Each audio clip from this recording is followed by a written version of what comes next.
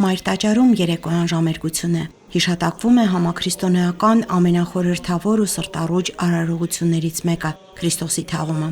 Մայրաթոր Սուրբ Էջմիածնում արարողությունը տեղի է ունենում ամենայն հայոց կաթողիկոս Գարեգին II հանդիսապետությամբ։ Այսօրը ընթերցվող ավետարանական հատվածները պատմում են Քրիստոսի չարչարանքների, մահվան ու թաղման մասին։ Ծաղիկներով զարդարված խորհրդանշական գերեզմանի առջև, որը նշան է նաև եկեղեցու Սուրբ Խորանի, հավատացյալները Տիրոջից խնդրում են, որ զորացնի իրենց հավատքը։ Երբ ընթերցում ենք ավետարանական դրվագը Քրիստոսի խաչելության եւ թաղման, դրանք իրականում ողբերգական պատմություններ են եւ առաջին բառը թերևս որ կարող է գալ մարդու մտքին, այդ պատմությունները կարդալիս պարտությունն է։ Եվ թվում է, թե մի իրավիճակում է Հիսուսը, որտեղ խավար է, լռություն է եւ հենց այդ լռության մեջ է, որ հնչում է Աստծո ձայնը եւ հենց այդ խավարում է, որ Աստված իր լույսը ծագեցնում է այնպես, ինչպես որ արարչագործության ժամանակ Աստված խավարի մեջ էր, երբ ասաց թող լույս լինի եւ լույս եղավ։ Եվ օրվա խորհուրդը ըստ էության բացի նրանից, որ Քրիստոսի կյանքի դրվագների հիշատակումն է, նաեւ մեզ այսօր պատգամ ունի տալու, որ ինչքան էլ որ մեր կյանքում դժվարին ժամանակներ կլինեն եւ վստահ եմ որ կլինեն, ինչքան էլ որ խավարում լինենք, համատարած լռություն տիրի մեր շուրջը, վստահաբար հենց այդ լռության մեջ է լսվելու Աստծո ձայնը եւ հենց այդ խավարում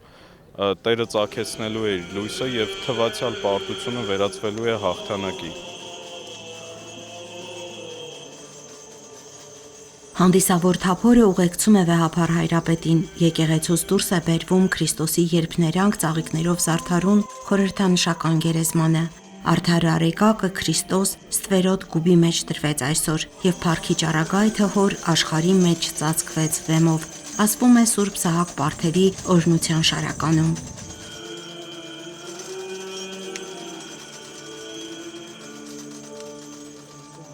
Միաբանների թափորը ծաղկակուռ գերեզմանը վերադարձնում են տաճար։ Ինչպես խավարման ու խաչելության, այնպես էլ թաղման արարողության ժամանակ հնչում է «Խաչի քո Քրիստոս» շարականը, հիշատակելով Տիրոջ մատնությունն ու մարդկության մեղքերի համար կրած չարչարանքները։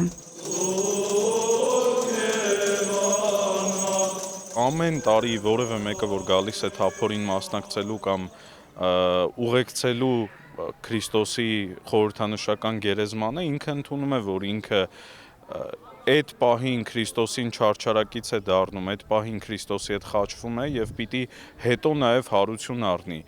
Այսինքն այդ տխրությունն ու թախիծը շատ բնական է, որ պիտի լինի յուրաքանչյուրիս հոգում եւ յուրաքանչյուրս պիտի Քրիստոսի հետ այդ խոնարհման, խավարի ճանապարհը անցնենք, որպեսզի հասնենք լույսին։